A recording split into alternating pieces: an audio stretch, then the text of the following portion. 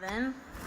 Okay, so my question, however long ago, it would have been last when I was home, was why did a loving God flood the world and kill millions of people, and why doesn't he do that to America? And so I took some notes while I was listening, because I went and watched it on the Epic Facebook page. Sure. And so I just kind of took notes because it helps me pay attention. And I'll be doing that. Absolutely. I'll be doing that now too, just because it helps me keep track of the conversation. Sure. And so you brought up that it is really asking about the morality of God. Is he truly loving? And that it's kind of a trap question between his omnipotence versus omniscience, which don't have to compete because of free will, and that we must be able to choose him. But he did not introduce evil and create us with the ability to choose evil for the sake of choice. And the world was not evil when God made it.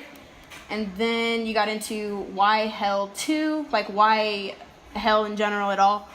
So I basically took your question, because you only asked one of the questions. It was kind of combined. Sure, yeah, it was a bunch of other questions. Yep. Right, and so like one of the questions came from someone else about how could evil exist if God's good, and it was really about his goodness and his power was the other question, and then your question was more about how do we claim he's good if he uses his power in this way, so to speak. Or because if taking loving as a quality of goodness, how do these two things match up with each other? And so, I don't think I called it a trap question. I think you had a false choice. I think that's the word you use, not trap. The one is a trap question, just in the sense of it presented a false choice. It was a false dichotomy. Not all the choices were on the table. Not all the options were there, and it's just saying pick. Yeah. But that okay, because I think I got confused on even what you were going to, because at the end I talked about the paradox of what these questions are with each other. Yeah. Because then you brought up that God cannot be angry and loving, and then you went into, and then you did get to my question, which let me just review to make sure that I've got it. Basically, he flooded the earth and most things in it because they were wicked. Well, the idea was the response to man, because of man's own evil and the things man was doing. So it's I accepted. I accepted, like we tell this story and it's on children's nursery walls, and yet there's all these dead people on it. So it's kind of it makes you. I have more questions about what Christians do with the story than else. Same. Yeah. And then you said basically like the second part of that question was why wouldn't he do that to America? And you said basically he'd probably warn us, hasn't told anybody yet, and then it kind of went into more that we can't ask God why he hasn't done anything and then judge him when he does something. Is that all accurate? Yeah, I mean that's a pretty short list, but yeah, I'd go with it. Yeah. Okay. So, I know. I would like to qualify too, just because I don't know how many people listen to this and don't have any context for who I am. Sure. Is I am not an America preacher. Yeah. So why don't you tell me a little bit about yourself? Where did you go to school? I went to a small Bible college in Middle Missouri called Central Christian College of the Bible. It's in a little podunk town of Moberly. Okay. And, Just to study to be a pastor, or did you know you wanted to be a pastor by that time? I didn't know what I wanted to be when I went there. It was more I was trying to get out of my town. Okay. Right on. And I had a friend who was like, hey, it's a tuition-paid school. Why don't you come and figure out your life? And I was like, well, it beats where I'm at. Right. Which is really kind of, it was a tuition-paid school, but it wasn't doesn't mean everything was free. So it's kind of an expensive, adventure. Not well thought through, but it got me out of where I was. And it was in my time there that I felt that calling in my life to go ahead and be pastor. Okay. And so, but yeah, I am not.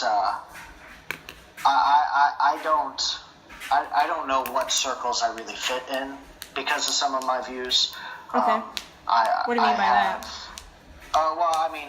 Just like with the context of the America question, I have no problem saying that something, just because it's on the conservative side, is wrong. Mm-hmm. I have no problem saying that. If there's an actual issue with it, I'm not trying to get into the politics of all this, but I find there's a pretty strong hypocrisy in the way Christians treated Bill Clinton and the way they treated Donald Trump, and enough where I almost wanted to write Bill Clinton an apology letter just to say, yeah, sorry about that. Yeah. Right. Yeah. Okay. And not that it's justification of how either of them treated women, but one was okay simply based on their politics, and that I don't care what the politics is. If it's wrong, it's wrong. It doesn't matter, and I don't need to justify.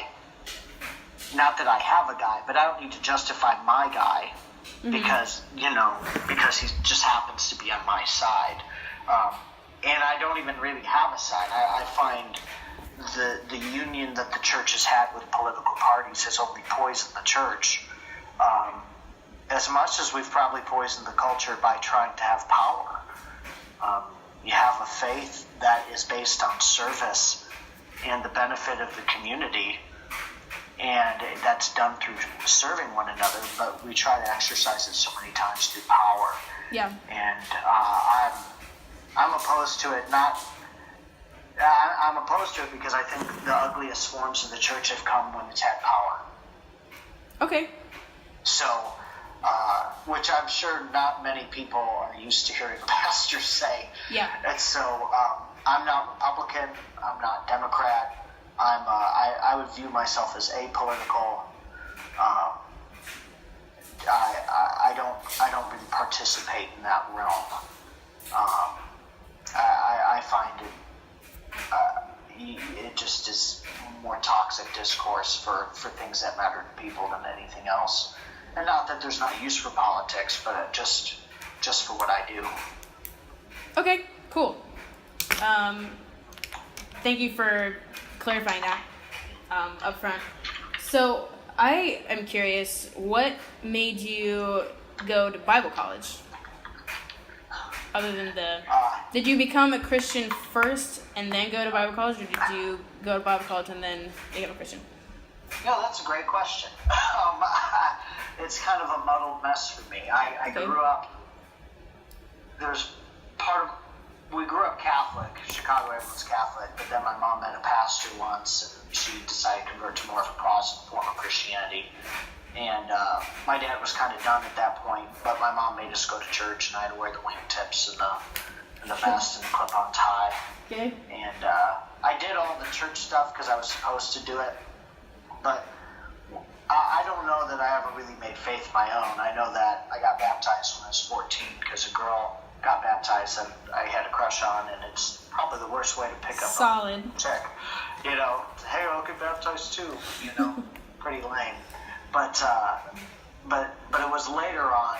It was probably at college where I finally felt more of a personal conviction of faith, and that's actually where I got baptized, which is not the typical story for the average person. Most people go to Bible college already convinced of what they think. Sure. And I went there not sure of what I thought. And so I probably would say that as far as choosing a side. It had them there, Okay. so to speak. Yeah. Like, you know, but you know, it was like anything about us. We're a normal process of our backgrounds and everything else. So. Okay. So then while you were in Bible college, what was like the tipping over point for you where you decided, yeah, this is right, or this is correct for me, and this is what I want to do, this is what I believe? Well, I was a pretty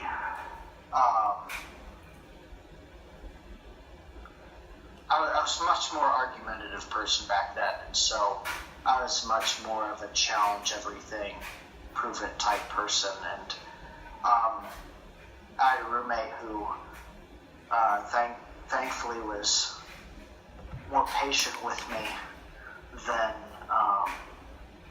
I probably deserved, and just through both his friendship and just a lot of time and study and reasoning and working through things.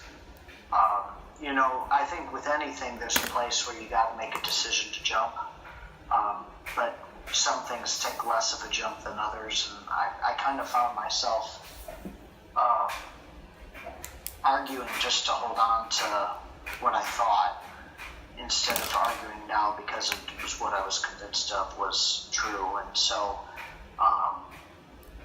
I finally one night, I still remember it was in October or something, one night I said, okay, so am I just supposed to get baptized now? Okay. and my roommate shot up because he was like, what is happening? Like, because we've just spent, you know, a month and a half working through different things.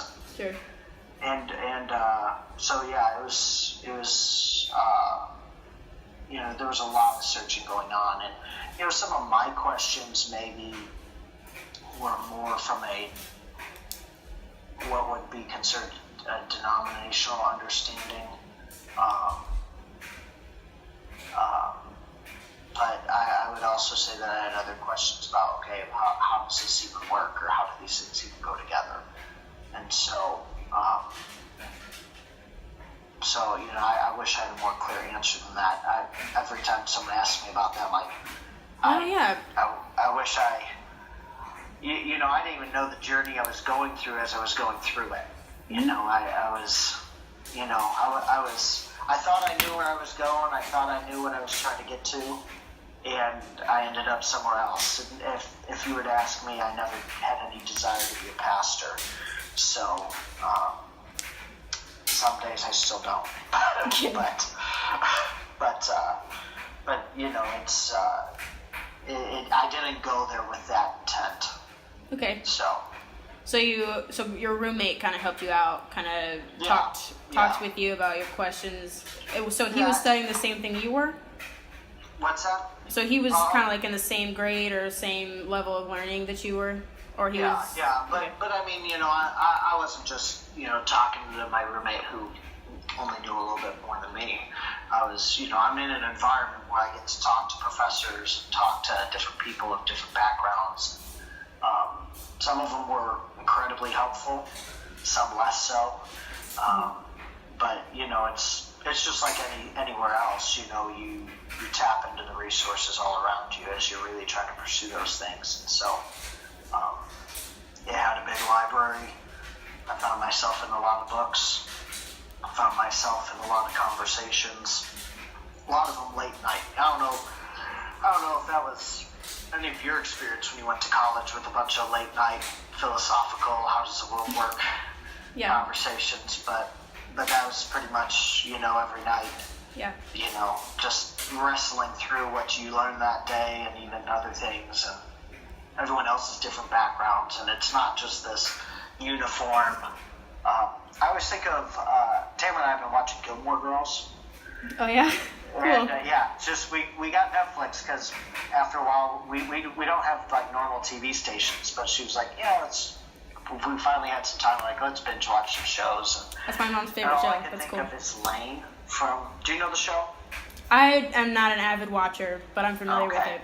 She's got a Korean friend whose mom doesn't let her do anything that's not biblical or Korean. Yeah. Like it wasn't as uniform as that. Where Okay. I don't know what some people think Bible college is.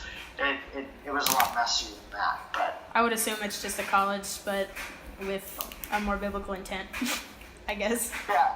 Well, and there's some truth. There is some sense though where it is in a bubble. Where I actually went back there and spoke not long ago, and I was like, oh my gosh, this is what it used to be like. Holy crap. Yeah, that's cool. Okay. So, Okay, cool. Yeah, I guess it wouldn't be fair to ask you, since it's been so long, what's a specific something that you wrestled with, and then eventually you were like, oh, like a light bulb must have gone off along the way somewhere. there's so many conversations Sure. that all go into it, and you ask 1,000 questions, and sometimes you're asking your questions so fast that you're not actually looking for answers. Mm-hmm. Like, you don't just write them all down and stop and say, okay, did we work this one through? Because it's like, oh, but what about this? Or what about this? Or what about this? And it's like, that's not actually a healthy learning environment. But eventually you do, after, you spend months working through this. And granted, I've had tons of questions since then that I've had to wrestle with. It's not like you ever stop asking those questions and working through those issues. You're constantly trying to understand and reevaluate, and some of that comes through learning something new. Sometimes it comes through a new question, and some of it just comes through life experience. We, as much as we like to say that we're just a product of our facts, so many of our life experiences have shaped us too, that it just, Right. we can't be pure, just observate, what's the word I'm looking for? Impartial people. We're all that some way. And so, I'm sure plenty of things from my upbringing bent me toward finally being able to accept it, even though at the time I didn't feel like it was. So, but yeah, so many of those questions still come to mind, and I still have to work through, and there's times when I can have a strong certainty of how things work, and then there's times where I'm like, okay, I'm not sure that I know, but that's kind of part of, in a sense, that's a little bit of what, I don't believe in faith in the sense of like, just believe even if Jesus was to show up and be like, dude, I'm not God, like I'm not one of those guys who's like deny everything for the sake of faith. Right. But at the same time, there is an element where it's like, you know what, I don't understand how this works, but my best understanding is this right now. And I got to go with it till I learn more. Okay. Yeah. So. Yeah. Thank you for Sure. being so honest with me and, having this conversation with me. I would say that right now, for the intents and purposes of this conversation, I'm not so much interested in debating or talking about whether God really exists or not. It's more like in relation to this question Sure. that you address, it's more just about the consistency of this being's behavior and personality. Sure. Sure. And so it did kind of do that thing where it opens up, more questions than Sure. it started with, which is normal. Sure. Oh yeah. Sure. I didn't expect to solve that debate. Right. No. Of course. But yeah, so I would say that my question wasn't so much if in this situation with Noah's flood and what was going on there, wasn't so much whether God should be angry and whether or not that makes him loving or not. It was more about his reaction to what was going on and how he chose to handle it. Sure. And so it was less about him being, I don't know how you, Sure. I guess, pissed off at Sure. people for what they were doing or how they were behaving. It was Sure. more like, how did he choose to handle this and why? And is that consistent with the rest of the things that he handled and the way he did things after that? Does that make sense? Sure. Okay. Yeah, I think so. And anytime if I veer off of that, let me know. Sure. Okay. Because it is hard sometimes because so many of these issues interrelate. Yeah. They do. So I don't. If you need to steer me back, feel free. Okay. Thanks for the permission. I will do. I will try my best to keep it on track, and I'm sure I'll veer off too. And stuff. I fully expect you to have to do that. So. Yeah. Okay. Okay. Cool. I will. I'm prepared then. I'm prepared now. Yeah. So, since the answer kind of to why did God flood the world and kill all of these animals and people would be because they were wicked, or however you want to say. I mean, yeah, I would say that that's the most natural reading from the text, is that, okay, this thing just went to a total cluster. Right. And it was like, what it says in Genesis 6:6 is that God regretted that he even made man. That it was just, that's how far it had gone. It's just, man, I wish we never even started this. Okay. And so I'll let you. Do you have any more you want to follow up? Yeah. I would say that's why my next since it was a 2-part question, that's where the second part of that question came was, well, aren't we pretty wicked now? You know, you could say, and so. Yeah. I don't know what that was. Well, and don't get me wrong. That's one of my biggest beefs with why Christians go, oh, well, this is a Christian nation. It's like, when were we Christian? When we murdered the Indians and took their land? Were we Christian when we did slavery? And not like there's slavery talked about in the Bible, but that's like more like indentured servants. Like, that's paying off debt type stuff. It wasn't what we saw with the African Americans in the time of America's founding all the way up to the Civil War. But, just the treatment and awful treatment of people that happened then. Or were we Christians when we Trail of Tears? Or were we Christians during Jim Crow laws? I just want to know when this golden age of Christianity existed in our country. Sure. Yeah. Rose herself. And I have my own questions about. I think some of the founding fathers, I think a lot of them weren't. They were just. They had all kinds of philosophies and ideas they subscribed to, which is why they allowed it to be such an ambiguous mess when they made the Constitution. And so, although I think it's John Adams who wrote in the Treaty of Tripoli that America was not founded as or is not a Christian nation or something like that. Yeah. Which is a congressionally ratified treaty, so it's like, okay, well, maybe they all agree with that. But like, I actually, I try to be careful with how I answer this, because I don't want to be like the people who go, well, Hurricane Katrina was God punishing New Orleans. I don't want to be that person who just takes any natural disaster and says, we're speaking for God on this one. Right.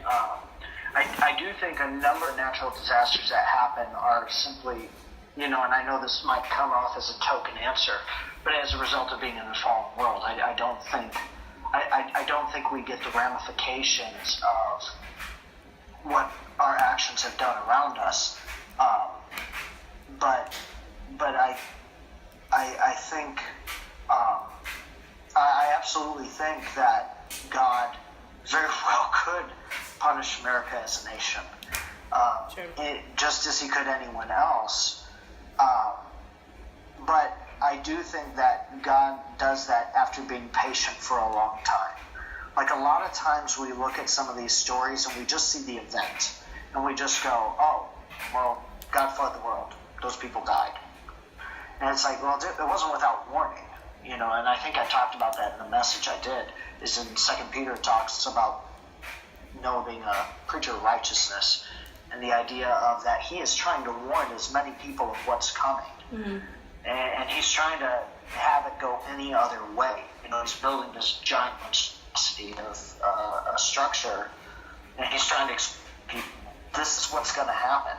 I think there was enough room on the boat for more people. Sorry, go ahead. No, it's okay. I was just going to ask, did God tell Noah to warn people, or did Noah just do that? I think when I look at the other story, nothing is said in that story or in Peter's account of it that says that God and Noah had a conversation. I don't think everything God and Noah ever spoke about, or anyone else ever spoke about, is recorded in Scripture. For instance, Cain and Abel, how did they know how to sacrifice? Mm-hmm. They didn't have Genesis, that was written well after they existed. But obviously somewhere a conversation happened about, hey, offer sacrifices. Mm-hmm. When I think about it, I think about the character of God, and you look at other stories like Jonah and the city of Nineveh. Nineveh's a hopelessly wicked city, kind of like the others, and he sends Jonah there to preach to them in the hopes of repentance. And even Jonah says that at the end. He says, I knew if you sent me here that you'd go soft on them if they repented. Mm-hmm. Because Jonah had a beef with him because he was from Israel. At one point was split into two halves. The northern half was taken off into slavery, and Jonah was from the northern half, and so he had a personal beef with the Assyrians. Okay. And so there wasn't really like a conversation between God and Noah where God said, go warn everybody if you want to save them, or did Noah just decide that on his own, or what do you think? I think that it was well with. I don't think God just does something without warning. Okay. I think because his goal, when you read 2 Peter 3:9, his goal is not that anyone should perish, but all come to repentance. His goal is not to leave people in the mess that they're in. His goal is to step into that. I mean, you see that in the person and work of Jesus. He steps into just this mess to just go through, just awful things in the attempt to have just even a few people wake up and to turn things around. Okay. And so, I think it's very well in the. I don't think it's unfair to reason that Noah knew as he built the ark that it didn't have to be just him and his family. Okay. And I think he got that understanding from God. Now, I can't tell you how the conversation went down or anything like that. But okay, that's fair. So a couple questions just from that. Okay. What if everybody had listened to Noah and gotten on the ark? Would God have still flooded the whole thing? No, I don't think he would have. I think he would have, because I don't think he wants to. I don't think that's his desire. Okay. That's not. I think it would have shifted dramatically. You see that too if you look. You look at the story of Jonah. There's this danger of calamity coming to Nineveh, and they say, okay, yeah, we got to pay attention to this. And what we're told is God backs off. He says, why would I want to destroy all these people? And so, that's his nature is not to want to. We have this picture that God is just waiting for us to screw up, or to, that one more time, and I'm gonna get you. Like his nature is what he really wanted was what we had. Whether you want to take it as a metaphor or as a historic account, but in Genesis with Garden of Eden, just total unity and just living, and having that ideal society where we totally respect and uphold each other, and work for each other's benefit. Okay, so he tells Noah, I'm gonna flood the earth, and then Noah's understanding is, okay, I've got to save these people and put them on the boat. But then you don't think God would have flooded it if everybody had just listened. And so there's some logic in that's a little twisted. Okay, go for it. So God's help me out with God's logic here. If he wants to flood everybody, that's a tall order for me to do. Yeah. Well. But okay. So he wants to flood and drown everybody, but he wants to save. So he wouldn't really be starting over though, because he still saved the very same types of people that he would have killed anyway if he had not told one or a select few. Well, the backstory to what's going on in Noah's day is,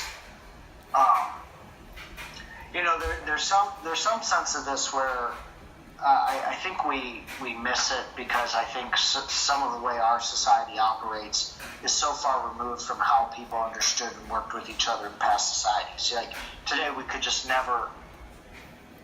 I mean, I have a hard time, for me personally. I have a hard time envisioning any group of people that's. We talk about bad stuff that happens today, but I can't imagine ever lynching someone. Yeah. To me, that's just right. I can't even comprehend what people went through back in the 1800s and before, or 1900. Just with even post Civil War, especially post Civil War. I can't fathom society functioning like that. Mm-hmm. I know that it did. But I can't understand what ticks in a person to make them do things like that, and that's partly because, as far as my upbringing, I've never had to experience anything like that in my life. And so there's some of this where we're so far removed from it. But if I could, I think some of the background of the story of Noah is not simply that, they were all carjacking back then. There was looting. Yeah, it was worse. Streets. I understand. Yeah.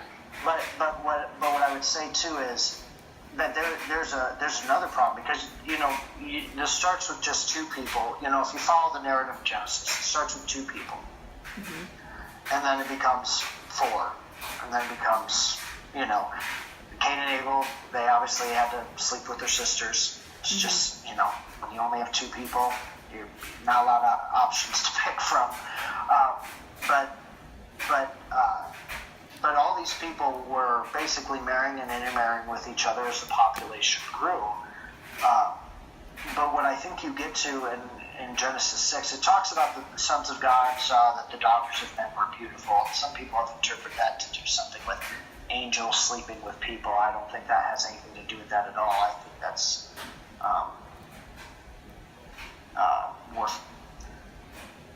and I guess people could pick on me, more fantasy.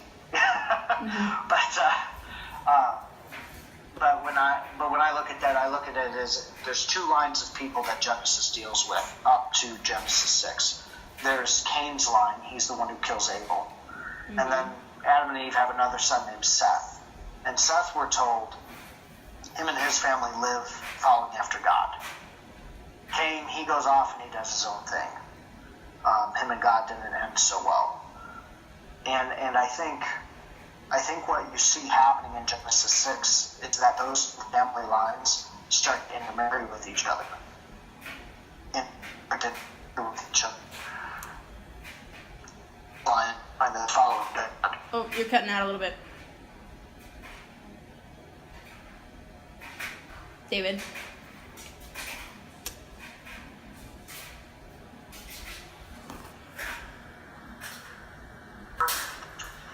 Oh, yep. Okay. You're back. It's a little fuzzy, but I can somewhat hear you now. I took it, and I think that was the issue. And should I continue? Are you ready? Yeah. I can hear you, but the thing's frozen. I hope it's not my connection. I can hear you. Okay. Well, as long as you can hear me. Yeah. But where did I cut out for you? Seth's or someone's family was intermarrying each other. Okay. And then that's about where. Okay. Okay, I'm gonna it's try better now. this You're one moving more now, time. at least. Okay. Now, is that working? Yeah. Okay, we'll try again.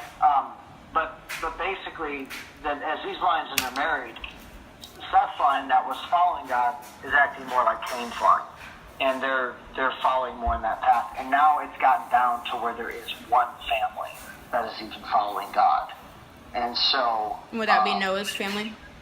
That's Noah's family, right? And so, so the issue is that they're hopelessly outnumbered. Now, some people don't think it's a worldwide flood, even though that's the language that's used. Some people think it's a localized flood. And, for instance, in the Mesopotamia area, there's geological evidence that there was some crazy massive flood that filled that whole basin area. I don't know if basin's the right word, and so some people think that was the flood and that it didn't actually encompass the whole globe. I wasn't there, so I couldn't tell you. But the idea is that he's trying to engage with all of these people.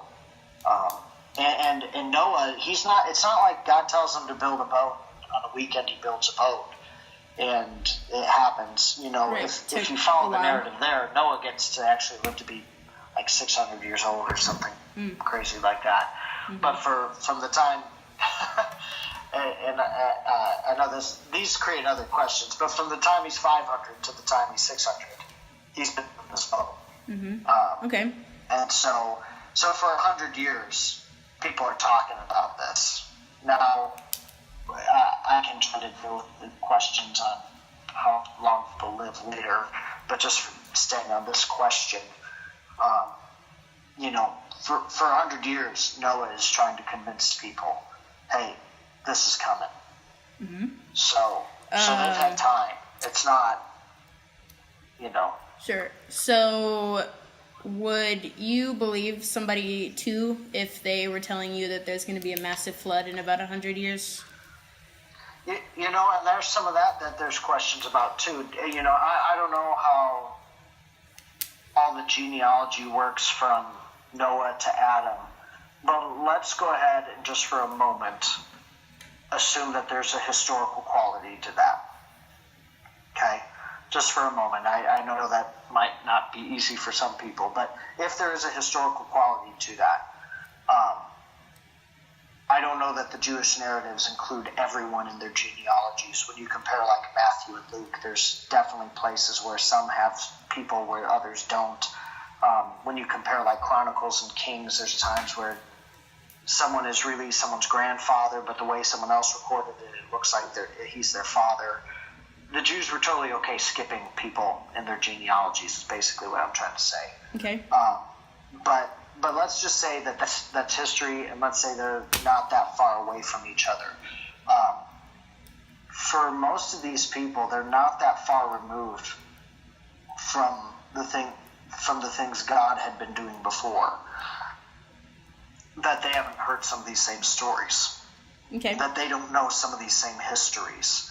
A lot of these people kept oral histories, which sometimes gets knocked, but oral history is, especially where literacy is down, is actually a pretty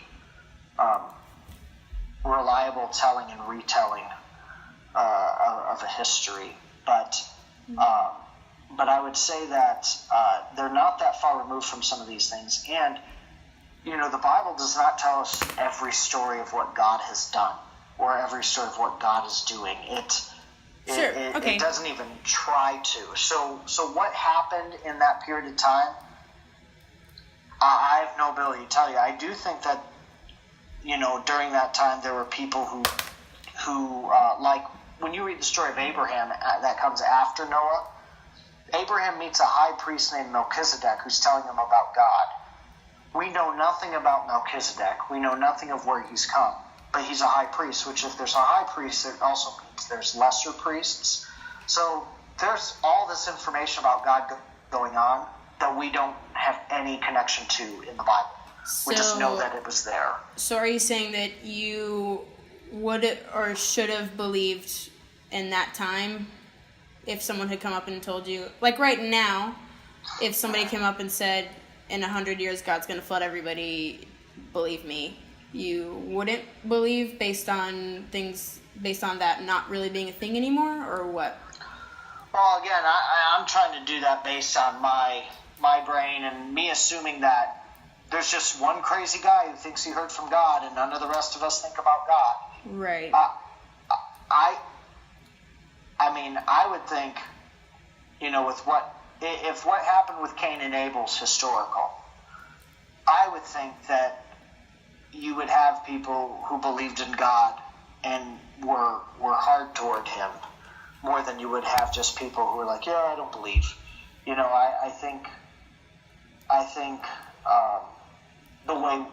I think sometimes we inject too much of the way we look at things into these historical stories and apply it in a way that we think they would look at things. Well, see, the problem is I see what you're saying. Like, if someone came up to us today and said something like that, even Christians would be like, yeah, he's just crazy, got mental illness, whatever. So, if that's not the case that it was back then, it makes it kind of easier, because if people, would have just looked at Noah and been like, I don't know, he's, crazy. Obviously, they wouldn't really have a concept of what a mental illness is, but they would have known, like, yeah, I wouldn't trust him. He's just kind of off. And so the problem is, I'm assuming that God would have already known that nobody would have believed him, and that probably wouldn't have worked because of the way we work, which is just because some nut in his family thinks this is going to happen does not mean it will. And if it were even worse, though, if say, from what you're saying, people were already saying these kinds of things all the time, I would think that would make it even less likely that they would believe them. Or if, they had already seen that God was doing all these things, then they'd be like, I don't know what you want us to do about that, man. I don't even know if what you're saying is true. And we don't know how many other false prophets came to them and were telling them all of these things that never happened either, and so it's kind of the problem is, why would God assume that would work at all in the first place? Well, there's a couple things. Again, we're trying to fill in a lot of holes from history that, Genesis is not necessarily trying to give us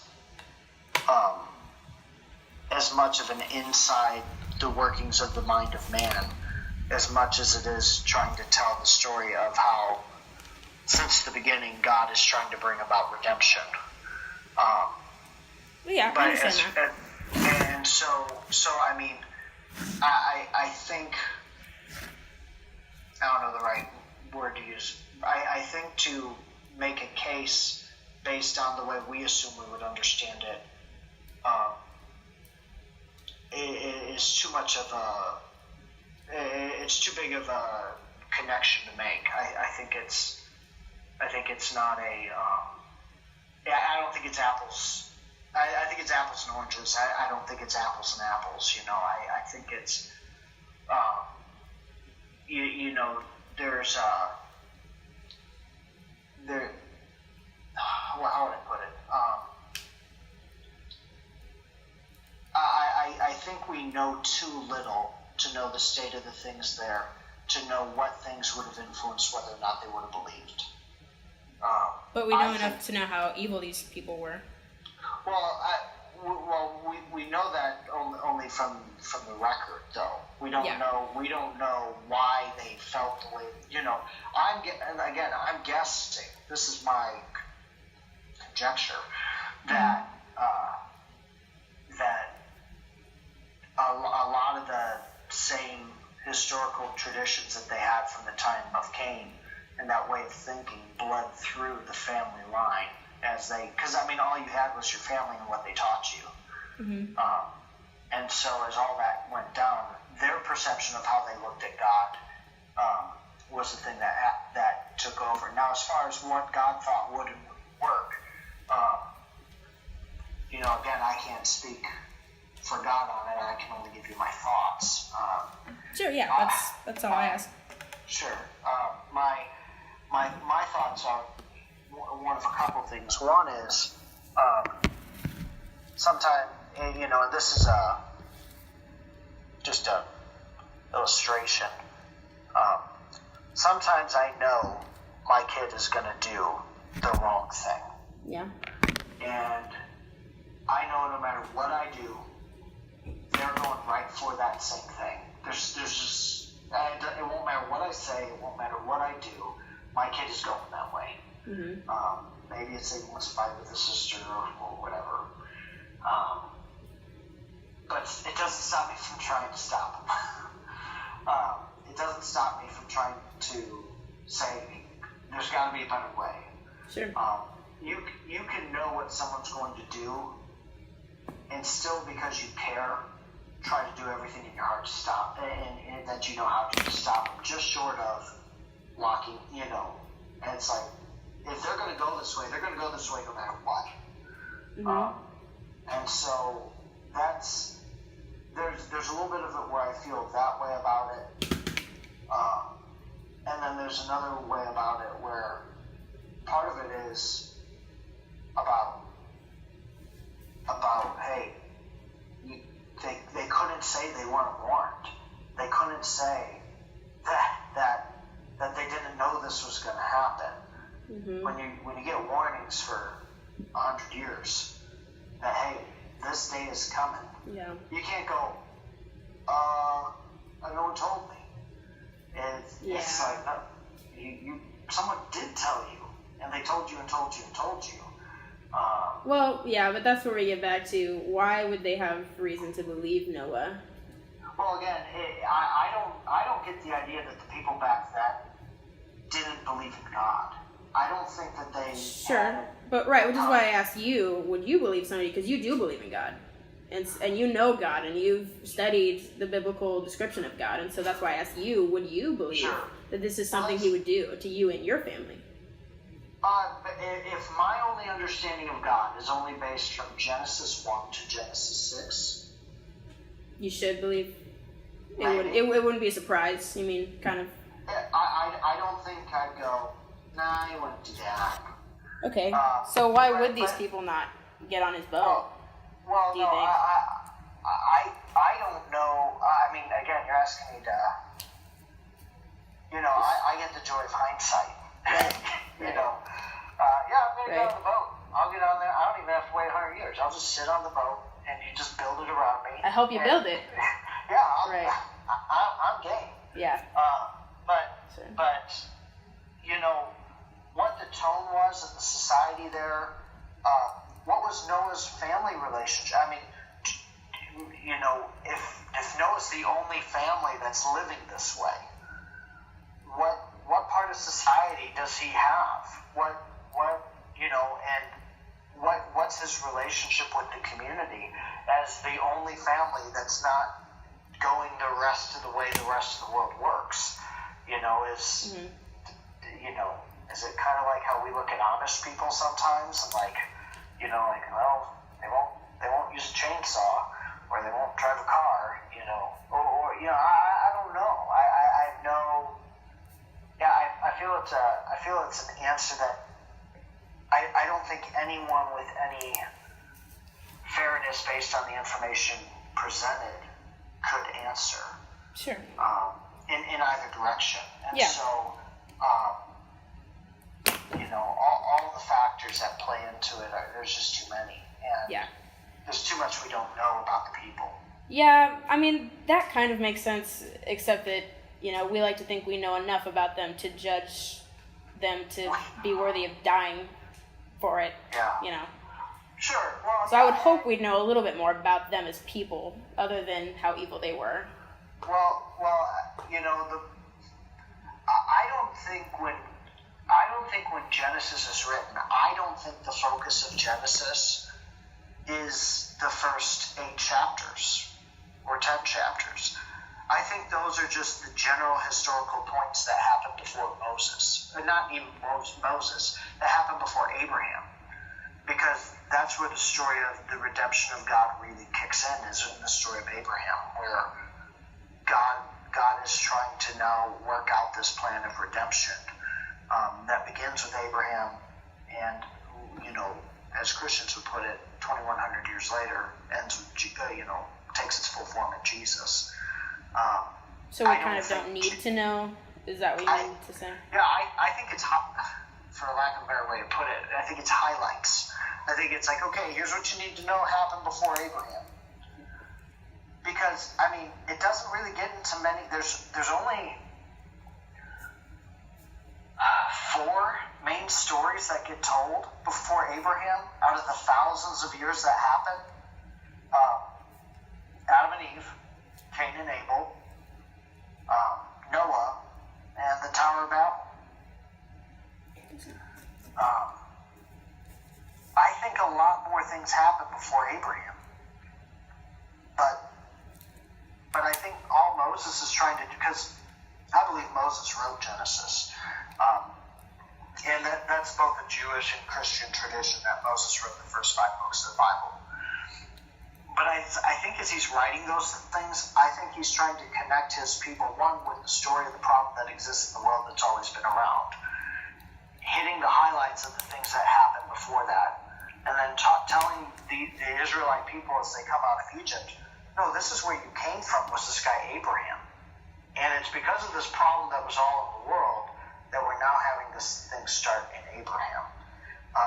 Because that's really the story. And as far as the Jews are concerned, the most important guy in Genesis is Abraham and his sons Isaac and Jacob. And Genesis tells the story of how they ended up in captivity in Egypt during the time of Joseph. Okay. And then where Exodus picks up is 400 years later. When you really think about the story in terms of highlights like that, Genesis spans thousands of years of information, and so really we're getting very that's fine. little. So that's fine. It's just that this is. I think it's reasonable to, even if someone's just kind of not grilling, but kind of sharing with you, okay, this is who this person is, this is what they've done, and if someone along the line mentions, sure. Yeah, he drowned like everybody, but then everything was okay. I think it's reasonable to kind of stop and be like, well, what did you just absolutely. say? Right. Well, that's even the point I made in the message I gave. It's like, did you read that? He drowned everyone, animals included. Yep. Yeah, and so hey, yep. What that's a problem. That's like Christians oversimplify it. Like, they were just bad people. Yeah. And sometimes too, when it gets oversimplified, it just sounds like God got hangry one day and decided to flood the world, and he could have just used his Snickers. It's and it's there. Sometimes because the narratives are so short, we do harm in the oversimplification of not trying to grasp them. And so sure. I appreciate the question in every sense of the word. I feel like that's a question that someone has to ask if they read the Bible. It's like, wait, what? Everyone? Okay, what happened? Right. So, yeah. Yeah, I'm just processing. No, you're fine. Everything. You're fine. So I would just say, it's a problem when that is just kind of treated like, well, yeah, it happened. All we know is these people were really bad, and so this is what had to happen to them. And then that's a problem because, one could say, we didn't understand to what scale they were so bad. But we do know that after that, people were just as bad. And it hasn't been until now that we've stopped, gutting people, and people still do that. I mean, it's not like government mandated here in America. Right. But we've done some things that it just seems strange that there almost seems to be a threshold of wickedness that God will tolerate. That seems odd.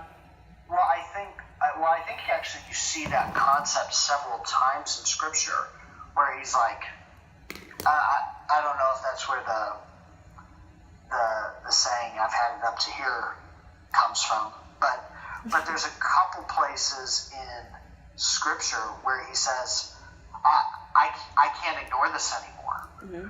I can't pretend this isn't happening. And I think the whole idea of it is that, and I'm not trying to get into some of the metaphysical arguments about what can God do or not do or anything like that, but I think God holds out for hope. Is there a chance to turn the ship around? Is there any way that this story can end differently? No pun intended.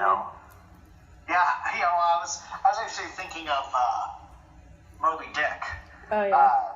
With they're trying to get, I think it's Ahab trying to get him to turn the ship around, but yeah, that actually worked out pretty well. Yeah. Yeah. But I think that, and in Noah's day, there's not many. I mean, even amongst Noah's kids, I think he's got 3 sons, and they got to get married. Well, I think they married outside the family. Mm-hmm. I think it's getting to the place where there's just going to be no one left after Noah's gone, and I think he's trying to hold on to just what little is left because there's just no one else. Now, I don't know that I subscribe to the idea that there are millions of people at that time. I don't think people are covering all over the globe. I think they're all kind of still in an area because they haven't all separated from each other that much. But still, that idea of he's trying to hold on as long as there's a chance. And you see that in the story of Nineveh. I mean, even in the story of Sodom and Gomorrah, people just go to the part where he lights it on fire. But it starts with a conversation with Abraham, and he's like, you wouldn't do this to them if they're 50 righteous, would you? God's like, you know what, you're right, I wouldn't. What about 40? Yeah, I won't do it for 40. What about 30? What about 20? It gets down to 10. Maybe there's 10. And he's like, okay, if there's 10 people, I'll leave it alone. God already kind of knows the answer to that question, but Abraham knows enough about God that he knows that God doesn't want to do this, and so he can appeal to that part of God of just, hey, there's a real problem going on in this city, but is there any chance? Is there any chance this doesn't have to happen? Now, I don't know this, but I sometimes wonder if the reason Abraham didn't go less than 10 was because he knew that God had only saved 8 in the flood. So he was like, yeah, maybe I could have asked for 9. But no, and there's some questions too about how much is God trying to teach Abraham about this in the conversations, or is Abraham really trying to convince God of something God wasn't already willing to do? But I think when I think of that city, it's like God's initial thing is to not want to destroy it. He doesn't want to, and even when he decides that's still what has to happen, he gets the people out who there was still some hope in, and that's Lot's family. Okay. And for God to see hope in people does not mean that they were these really good, nice people. I know about Lot. Yep, I know. Yeah. That story ends pretty poorly. Yeah. But even then, like that, and maybe we've got the benefit of coming such a long way in society where it's like, hey, we're, the great moral evil that we debated was whether or not the government should fund health care. Right. We've come a long way as people since those days. Absolutely. And so, but the fact that even when we can be as screwed up as we are, that God still sees hope in us, that's a good thing. He saw no other hope in all those other people, or he did, and that's why he thought they should be warned? Oh, well, I mean, when it comes to Lot, we're... No, just from Noah's flood. Oh, Noah's flood? Yeah. I think he saw hope in Noah. Okay. But I don't... I think the reason he waited was to give people... was for there to be hope for anyone else. So there was... that's why it took 100 years. Okay. But after 100 years of trying, Noah doesn't have any more people than his family. Okay. Wouldn't he have known that, though? That it wasn't going to happen? Well, again, and this gets into some of the, what does God know? Does God allow the future to be changeable? Does knowing something's going to happen mean that you cause it to happen? Well, no, just, did he know that people weren't going to change their minds? And if he did know, no one's going to change their mind, why wait? Why not just kill everybody with, like, a plague? Well, sure. And hopefully save the animals, sure. At least. But... Well, and maybe, again, this is, all I can do is answer by conjecture. But I would say that Noah, it may have been partly for Noah's sake, instead of just flooding everything and Noah being like, whoa, what happened? Mm-hmm. Oh, they were bad. They weren't going to change. Just trust me. Well, I mean, that isn't what ended up happening eventually. Well, it is, but... I don't know if it would have been... Noah got to be a first-hand witness to trying to rescue more people and seeing that no one else would go. It's not just like... If God just went ahead and did it, from hindsight we could say, he should have just started by flooding it, just, pick Noah up. I think that when you, but when you're in that situation and you hear, okay, everyone's going to die. Mm-hmm. What can I do? What can I do? How do I help them? How do I help them wake up? How do I help them realize? And you do everything in your power to try to help them. These are your neighbors. These are people you've known. Maybe some of them, because Noah's family is the only one left, maybe some of them are cousins or relatives. Mm-hmm. Maybe I can reach them. Just let me try to reach them. And then after 100 years of trying, what do you do? I guess it depends on how much stamina Noah has, which I guess is a lot since he has 100 years to do it. Yeah, right. But I guess what I'm just trying to say is that sometimes the waiting is for the benefit of the people he's trying to save, and then sometimes the waiting's even for the benefit of the people who are trying to save him. Okay.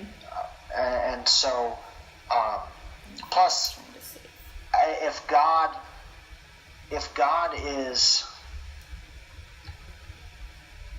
really doesn't want to destroy, mm-hmm. then I would imagine that he's going as slow as he can. Well, he doesn't have to, though, if he doesn't really want to. It's true, but then he risks losing all of them because, the entire problem is not the flood. The entire problem, God, the idea God has in creating man is that we'd be, literally together forever. And if everything is lost, then from a Christian worldview, then Jesus doesn't even get the chance to enter the world. There's no one following him, and there's no chance to even redeem the people he's already lost. The death of Jesus, and I don't know if this is where you're like, if I've created confusion, let me know. But it's a retroactive thing. It's meant to redeem everything from Adam to the end. And so the idea of if he loses everything, let's say he doesn't flood the world. Noah, his family just continue doing their thing. Mm-hmm. Generation, 2 generations later, now there's no one on the earth who are doing the right thing. do you shift that? Jesus, I guess. But how? But I mean, how? There's no. Jesus got to come in because there were people on the earth who, even though they were not totally right, like with the religious leaders and whatnot, he was still an answer to prophecies that were handed down by people who were following God. He was still he was still going into a community of people who were expecting and waiting for this messianic figure to appear. Okay. He was still going into something where they were prepared for him. If he just parachute drops into, like, well, I mean, we see this sometimes in missionaries all the time, where a missionary will try to go into a community, and, like, especially, let's say they haven't really had much contact. There was a book written called End of the Spear. It was about some missionaries who went into South America to try to have contact with this people group, and they had done a lot of stuff with dropping food and dropping different things to help them understand that they were friendly. But when they got out of the plane, the natives murdered these people because they couldn't comprehend, they couldn't understand. And it was after some time went by that I think it was that missionary's son ended up going back to that same community and converting many of them to Christianity. But the idea of, if there's no one righteous left on earth, Jesus showing up, Jesus even talks about that. He had a forerunner in John the Baptist. He talks about all the things in their history that were leading up to him. Bless you. Thanks. It was like a mouse sneeze. Yeah, it didn't feel like one. But there's a whole bunch of stuff that sets up to validate Jesus to those people. If there's no one left on earth in Noah's time, it's fair to assume no one would be left later. But there was Noah and his family. Well, yeah, but I'm talking about 2 generations later. Well, yeah. I'm just saying, I'm saying if God doesn't act then the whole thing is lost. Okay, so he's got the logic to know, like, if I don't set up the coming of Jesus, then it won't work. Like, if I were to just put Jesus in now, no one would believe it. Even though I see a question forming on your face. I had one, and then another one came. I'm gonna write it down so I don't forget. So even though people would have been familiar enough that if Jesus had come then, they should have been like, yeah, he probably is, but maybe I won't listen to him anyway. The original question was, so he's got enough, God has the logic to know if I send Jesus in now, it won't work. But he doesn't come up with any other way to save them other than drowning everybody and everything. A lot of people, well, the idea, I mean, even people in Jesus' day, I mean, he sent Jesus then, and his own people crucified him. So, I mean, exactly. It's not like it went so great for Jesus when he showed up. Right. So, what's the difference?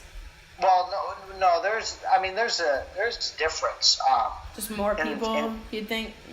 Oh well, I mean, there's definitely way more people in the history of the world. Well, I just mean more people to be good enough, I guess, to receive it at that point. Well, yeah. I hesitate with the language of good enough just because I think that's a lot of the problem that we...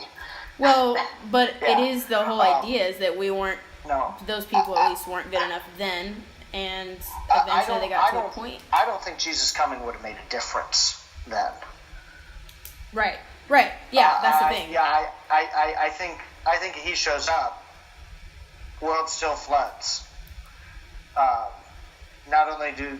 I don't think that there's anything set up. Plus, when you look at the historical things that have happened and all the historical things that make Jesus work, like in the terms of Oops, sorry, I got a kid visiting me. Yeah, John, what's up? Sorry, radio. It's okay.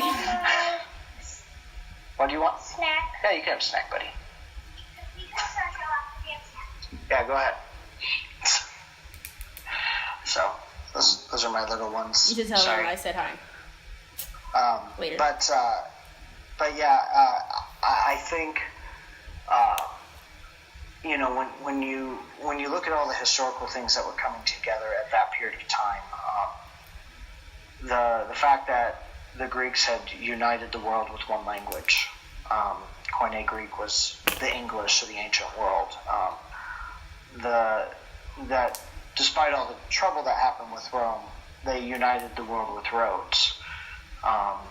That all of these, there's a lot of different historical factors that come together at the time of Jesus. And when you think, and I had heard this statistic, and I don't have anything at my fingertips to verify it, but when you think the total number of people who had lived until the point of Jesus, and versus the total number of people who have lived since Jesus, I think it's argued that well over 90% of people have lived after Jesus than before. And so some people say, oh, well, why did he wait so long?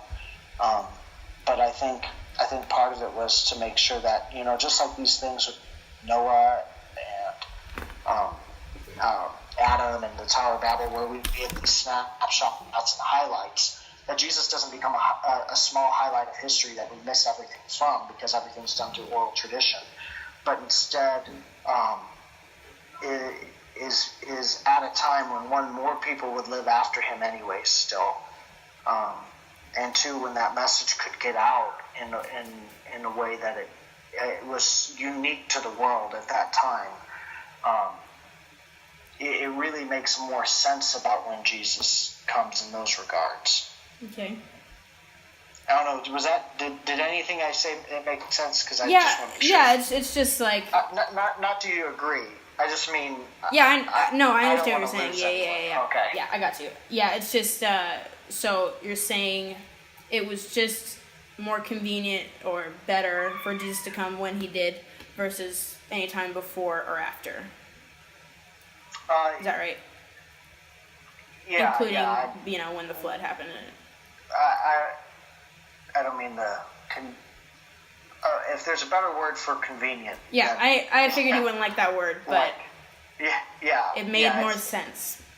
Yeah, it's not just like, I got the meat in the fridge till Friday. It'll go bad by Saturday, so maybe we'll do tacos on Thursday. Yeah. So. Yeah. Yeah. I got you. Yeah. One thing that you said kind of near the end of the sermon that I caught was that we can't ask God why he hasn't done anything, in reference to America, and why wouldn't he do that to us, and then judge him when he does something. Does that ring a bell for you? Yeah, sometimes when I get to the end of my messages, I'm not always on my notes, so I won't dispute what you're saying. No, yeah, but is that something you would agree with? Yeah. So on the one hand, having a problem with it doing it there, but then asking for him to do it here, is that it? I think that must have been where you were coming from, yeah. Okay. But the way you phrased it was more like... took it, It was just kind of in reverse order, I think. So why not? So we can't be like, why don't you do something? But then when he does do something, why did you do that? Was the way it was phrased. That makes more sense. Okay. Yeah. So the problem I had with that was, yes, I can, because if my sink is broken and I call a plumber to come fix it and he takes his sledgehammer and breaks everything, and then says, well, what are you mad at me for? Now everything's broken. I can be like, I just needed you to fix this sink and you have broken everything in my kitchen. You know, so we can judge what God does, and I think that he would encourage us to judge what he does, because we have to judge whether it's even appropriate that he does drown these animals and people. You know, we should talk about that. Sure. Well, but I guess what my point was more, because I was dealing with not only those two questions, but also the one about God. Why doesn't God do anything about evil? Was a separate question I had from someone else, and so not everything I was saying was said only in the context of your two questions, but also this other one of, we kind of want it both ways. That, hey, God, do something about this, but then when he does something, we go, whoa, that's not what I wanted you to do. Yeah, that's my point. And I get where you're coming from on it, in the sense of like, wow, I really just wanted you to fix my sink. And you broke everything. Right, and you. This is so much more than I thought. But I think if I were to use the same illustration, sometimes you call someone in to fix something, and when they can you hear me? Kind of cut out. Yeah. I can hear you. Okay. Mm-hmm. Okay.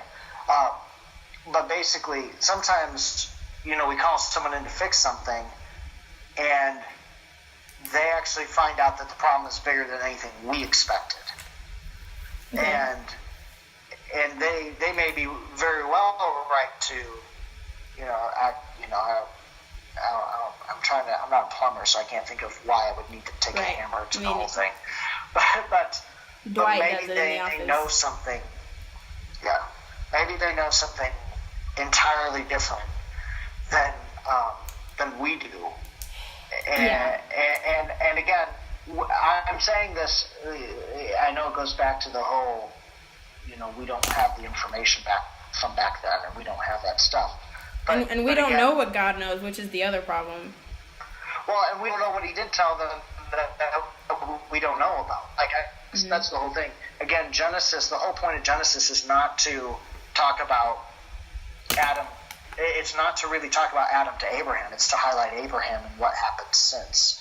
And so it's from Genesis chapter 1 to 11, it's very much here are the highlights. Moses is not trying to get into all of the things that happened before that. Mm-hmm. And so for either of us. Oh, you cut out a little bit. What'd you say?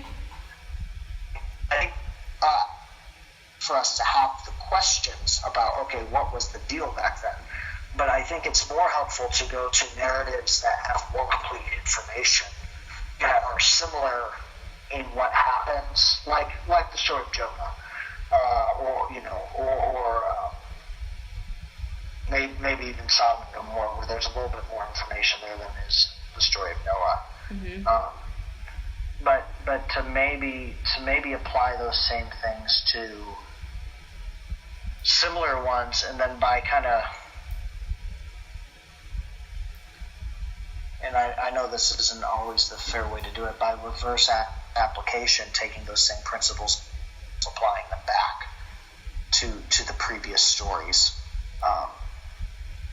If that makes sense, like it's hard to really break down anything with as little information as we have back then. Yeah. And like all analogies fall apart, of course. But that's a given.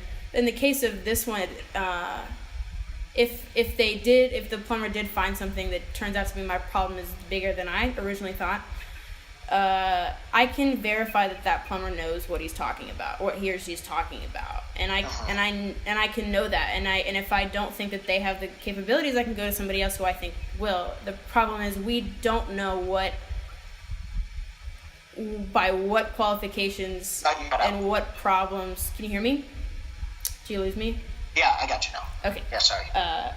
The problem is we have more of a hope that God must have this other information that makes it okay, that he's not sharing with us for some reason. So we just kind of are like, well, there must be something else, and this must be it. But we're just kind of guessing at this point what it was, since we can't look at this story bare and just say, yeah, it was cool for him to do that. Let's move on. It was cool. It was cool. Yeah. And so.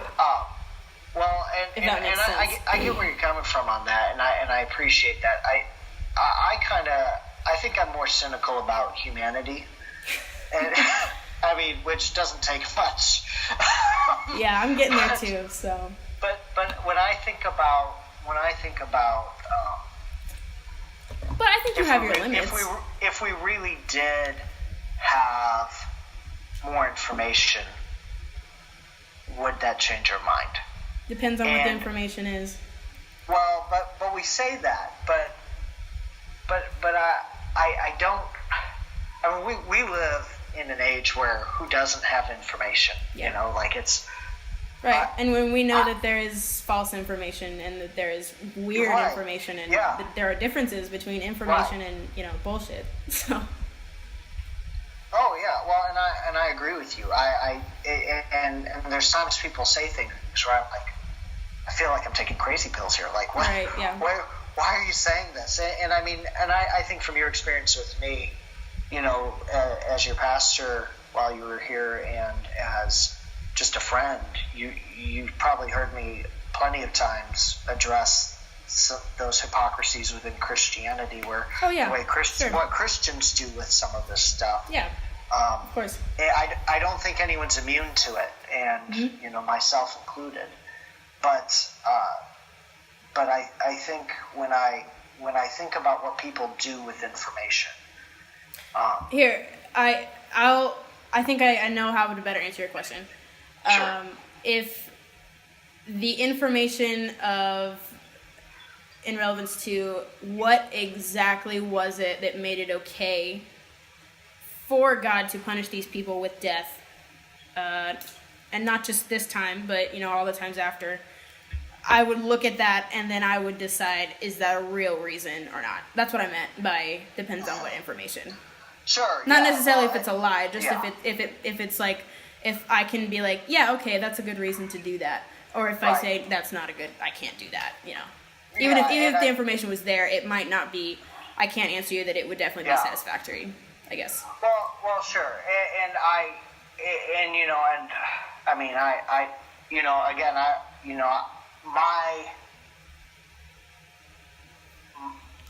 if I reverse engineer from Sodom and Gomorrah, Sodom and Gomorrah didn't burn simply because they were, sexually active people or something like that. It was actually, you read the Bible, like people are sexually active all over the place. Like it's messy.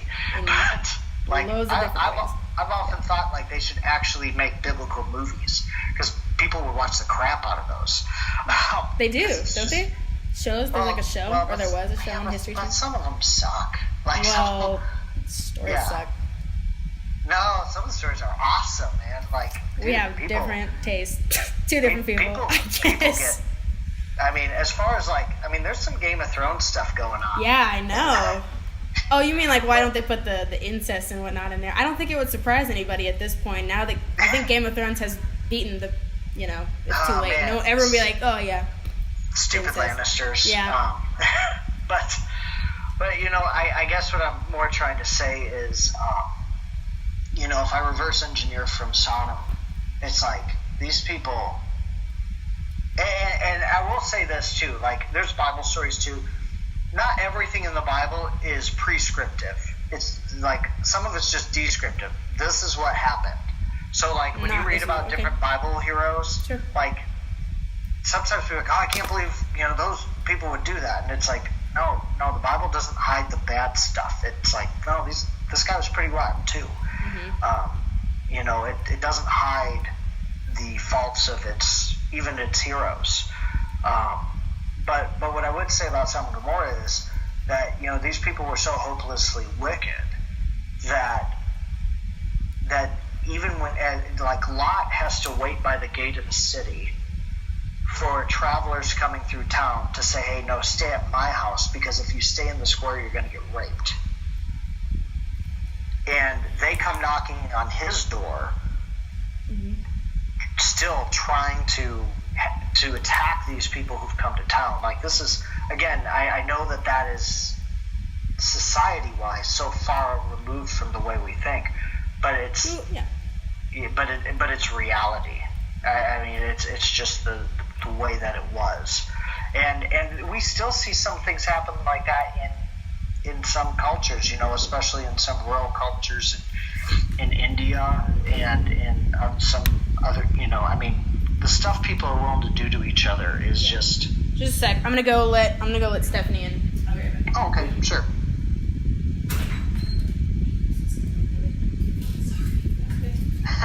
Sorry. Hi. Okay. Yeah, so I guess my question for you then would be, so you're comfortable with just that answer, they deserved it? Well, if I was to be honest about myself, to me, I see the biggest, there's a guy, G.K. Chesterton, he once replied to an editorial where the editor asked what's wrong with the world, and people asked all these different questions about people have said, oh, well, the economy or political systems and all that, and all G.K. Chesterton wrote in was I am.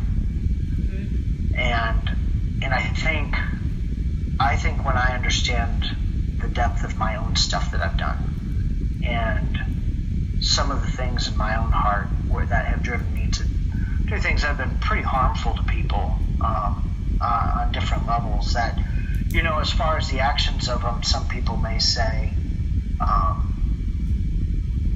well, that's not as bad as this, or that's not as bad as that.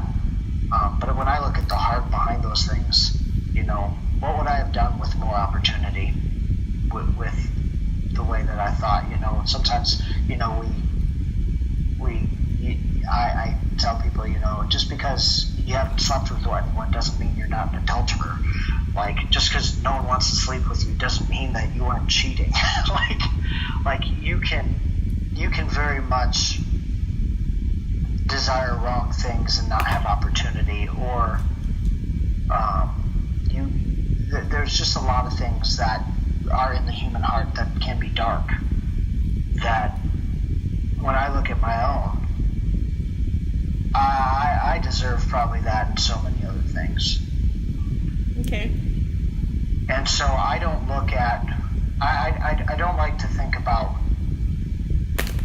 what do other people. Oh, you cut out a little bit. And I know what I'm capable of. Oh, I think about me, and I know what I could be capable of. And I think the more someone looks in a mirror, the more they can find that, and not like in a guilt complex, like, I saw a pretty girl, so I'm a bad person, like some unrealistic, stupid, but like in a sense of, I've been hurt, and I take things and I turn my hurt around on other people, and I can let my anger defeat me, and I can let some things just from my own life be pretty poisonous. Mm-hmm. And so when I look at that, to me it's in the realm of possibility that I deserve that. Okay. And so yes, you are comfortable with that. I guess yes, just because I assume if that's in me, that it's pretty well could be in anyone else. I can't remember which guy it was, but there was during the Holocaust, afterwards in the Nuremberg trials, one of the Jews was on the witness stand, and they brought in one of the guys who had tortured him at one of the camps. And during the trial, when he saw the man, he just started screaming, and just they had to stop things. But he was interviewed later, and he said, I realized that he was just a man in that moment. In the camp, these guys were gods, but I realized in that moment that he was just a man. And then I realized that I'm a man, and I can be capable of those same things. Mm-hmm. And so that means that we deserve that kind of punishment to you. But yeah, probably all of us. So. Okay. Equal opportunity.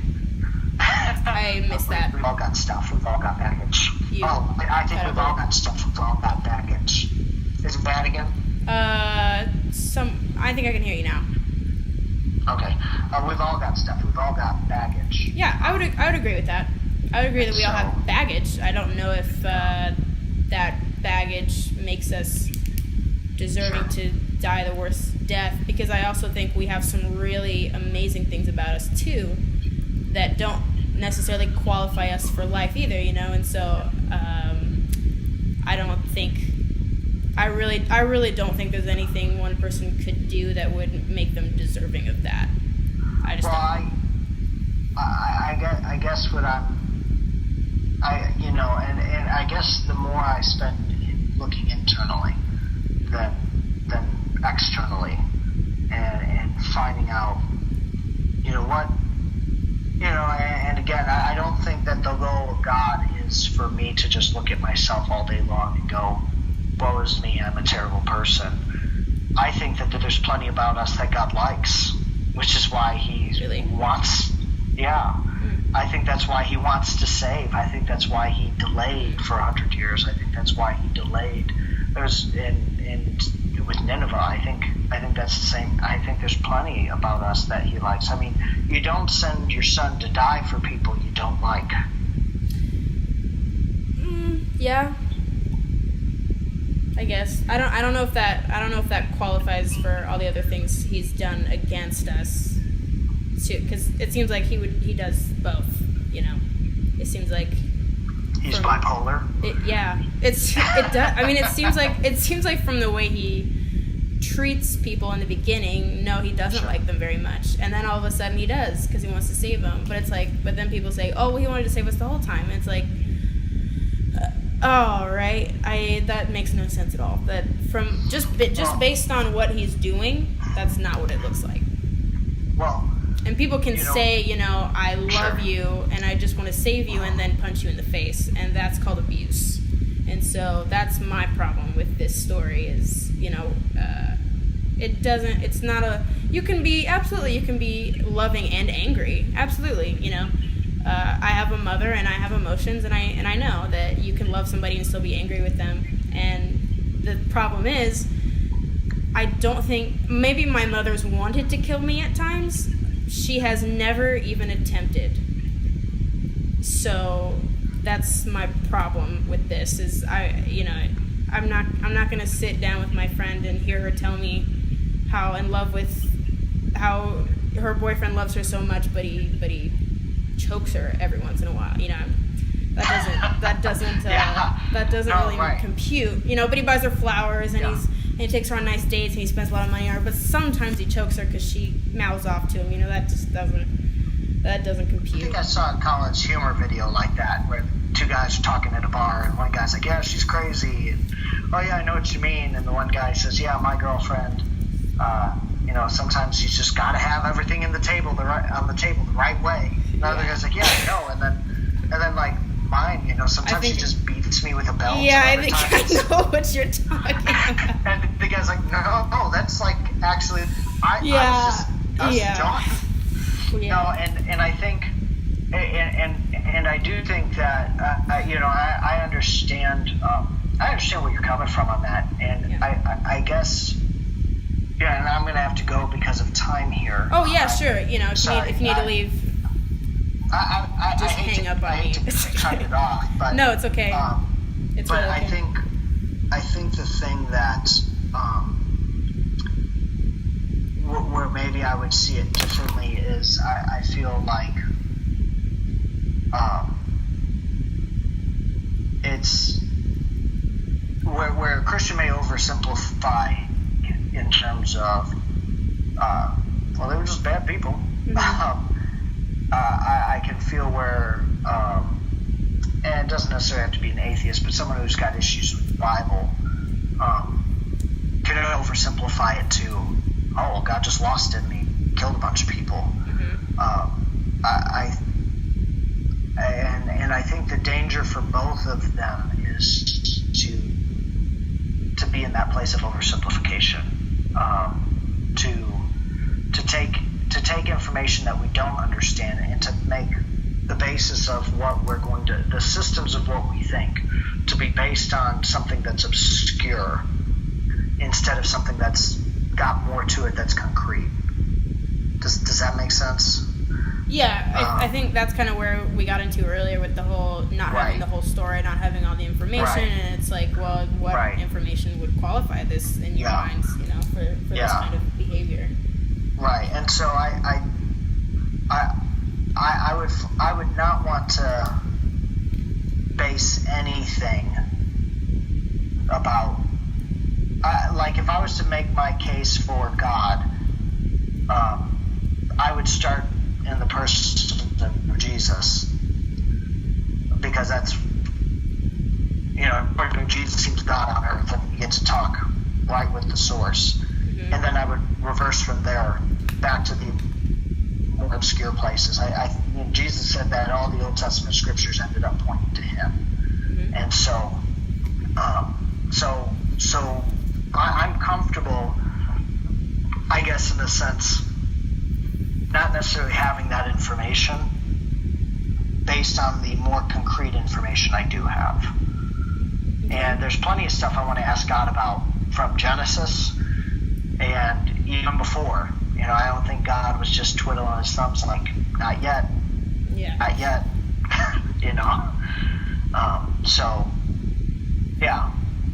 So I think that's where I'd kind of leave it. Okay. Well, thank you, David, for talking with me today. I hope I didn't take up too much of your time. But, well, I love talking to you, and I love talking to you about this stuff. We can do it again sometime if you're free. Potentially. I'm content to do that as long as I'm not traveling as much as I have been. I think that's great. Danny and his boyfriend are staying here. All right. Hey guys. Okay, but no, but I think I'd love to keep having these conversations, and I enjoy them. Yeah. And I just hope that what I said, whether or not people agree, is at least helpful for broadening and understanding. Like, I was talking to a geologist once, and he just thought the flood account was about it raining a lot. And it's like, well, no, that's not actually what it says. It says it came up from underneath geysers, and there's some pretty volcanic, crazy stuff going on that contributed. And he's like, oh, well, it's different than it just raining. Yeah. And so whether or not anyone agrees, is its own thing. But I hope that it's at least intelligent and enlightening. Yeah, this conversation was definitely not about changing anyone's mind. It was definitely about getting the facts straight and just talking to you about some clarification stuff. So thank you for doing this. It was really helpful. It was. Yeah. It was helpful. Yeah. Well, it was fun to talk to you. Good. So hope it works for your radio people, even with all the people coming in. And they'll be fine. I'm the one they don't worry about it. I'm the one who, but I'll send it to you and I'll let you listen to it. And if you decide that you still want me to go ahead and post it, I will. But I won't do it before. Sure. Yeah. There's nothing that's is immediately concerning to my mind, but just want to. There may be a clarification or something I want to throw in there too. Sure. Okay. So that's great. Okay. All right, David. Thanks, Carson. Yeah. Thank you. I'll talk to you later. Okay. We'll see you. Bye. Bye.